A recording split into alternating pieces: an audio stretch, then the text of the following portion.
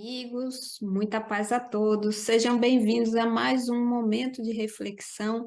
Hoje nós vamos falar sobre o capítulo 8 do livro Seara dos Médiuns, que se chama Conhecimento Superior. Seara dos Médiuns, que é um livro escrito por Emmanuel pela psicografia de Chico Xavier.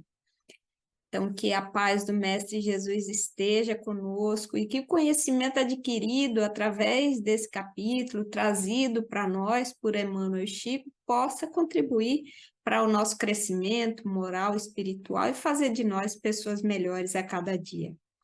Pois então, nesse capítulo, Emmanuel nos diz que conforme a gente vai aprendendo as lições da doutrina, nós não devemos acreditar que o deslumbramento substitua o trabalho.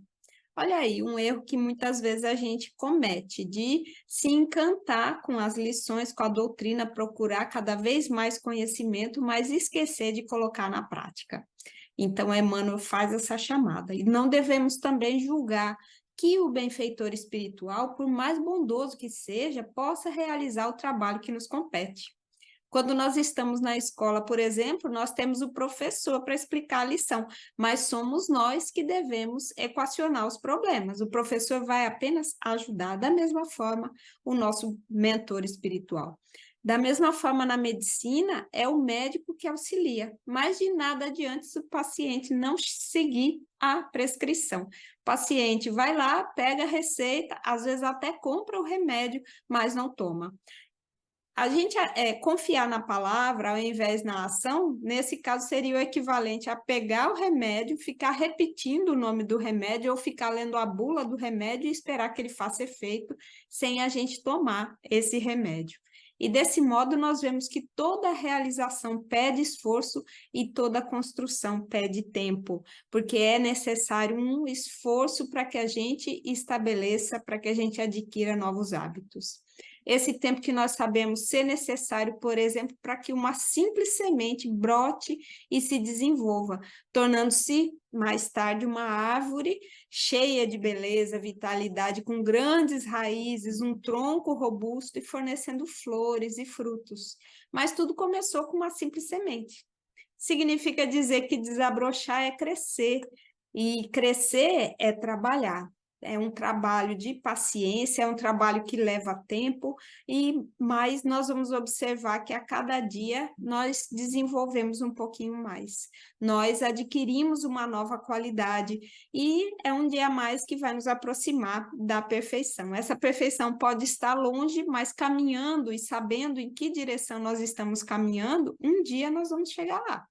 Da mesma forma que a planta, para crescer, necessita de cuidados, também nós temos o carinho dos espíritos generosos, encarnados ou desencarnados. E eles nos amparam nas experiências da vida, trazendo orientação, trazendo conforto. Entretanto, é errado a gente admitir que simplesmente a presença e a proteção desses benfeitores vai ser suficiente para o nosso aprimoramento individual. E para ilustrar essa verdade, basta que a gente se recorde de que nem os discípulos do Cristo escaparam à necessidade do serviço constante. Depois da crucificação, da convivência com Jesus e o evento de Pentecostes, o que aconteceu? Eles se dispersaram para levar a palavra do Cristo.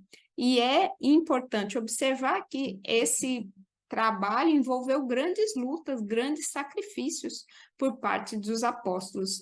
Tanto é que todos eles, exceto João Evangelista, todos eles foram sacrificados de alguma forma. Então, esses apóstolos precisaram fazer grandes renúncias, mas foi através dessas lutas que eles foram também adquirindo, pouco a pouco, a grande libertação. Então, a questão está em como a gente trilha esse caminho, em como a gente aceita as dificuldades e usa essas dificuldades para adquirir novas virtudes, novas qualidades. Quando a gente olha também para Saulo de Tarso, que foi visitado pelo próprio mestre em pessoa, nós vamos ver que depois desse momento de revelação que aconteceu por misericórdia divina para que ele despertasse, mas que também foi um chamado para grandes realizações, a gente vai se lembrar que Saulo, depois desse momento, ele não parou mais. Ele continuou, e ele foi incansável, e ele avançou, e ele foi supliciado muitas vezes. Mas, de suplício em suplício, ele ia assimilando a preço de sofrimento o dom da divina luz. As virtudes tão necessárias para que a gente se torne espíritos puros lá mais adiante.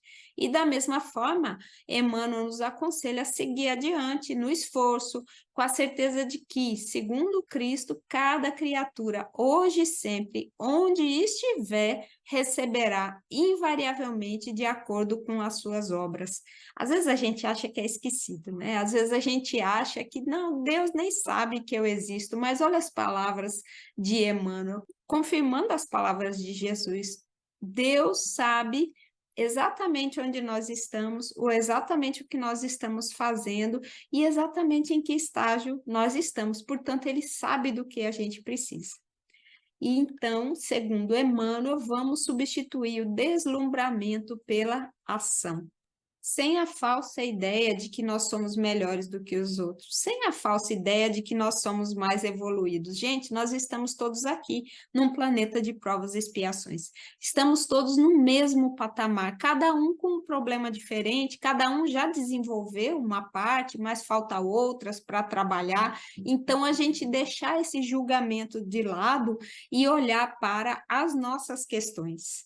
A gente seguir Jesus sem se preocupar se os colegas, se o companheiro do lado está seguindo ou não. Estamos aqui para aprender e crescer, mas é um crescimento que tem que ser nosso. Não adianta fazer o outro crescer. E não adianta esperar que a ajuda venha de fora. A ajuda vem de vez em quando para consolar, para reerguer, quando a gente necessita, mas o trabalho tem que ser nosso. A vida vai trazer dificuldades que são lições de que nós necessitamos e vai trazer também pessoas complicadas que são os professores. E dessa forma, esses professores vão verificar se a gente aprendeu ou não a lição, porque muitas vezes nós pensamos que temos paciência, mas quando surge a situação complicada, a gente percebe que não tem paciência nenhuma.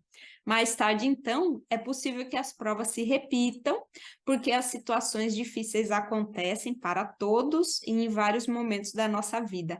No entanto, se nós já aprendemos, essa prova, ela vem justamente para testar se nós já superamos os erros, os vícios do passado, e se a gente já superou, nós não vamos sofrer com essa prova. Nós vamos fazer tranquilo, como aquele aluno que estuda bem, e aí ele vai para fazer a prova e ele não vai sofrer. Muitos outros que já não se prepararam tanto vão sofrer um pouco mais. E aquele que não se preparou de forma alguma, infelizmente, vai ficar repetindo aquela prova até perceber o que ele precisa fazer para superar. Então, as provas acontecem não são por castigo, são por misericórdia divina. Então, dessa forma, para encontrar alegria, para encontrar satisfação, é importante compreender esse código da vida, saber que a dificuldade faz parte. Por quê? Porque nós somos espíritos imortais no caminho da felicidade plena. E dessa forma, então, nós encerramos o nosso momento de reflexão, agradecendo a Deus pelas provas do caminho, pelas felicidades também, que são aquelas que dão um alívio na nossa caminhada, pelos amigos que nos fortalecem, pelo nosso benfeitor que nos orienta, que nos inspira, pela espiritualidade amiga que nos socorre sempre que nós solicitamos através da prece. Muita paz a todos, que o Mestre Jesus preencha o nosso coração e o nosso lar, hoje e sempre. Que assim seja.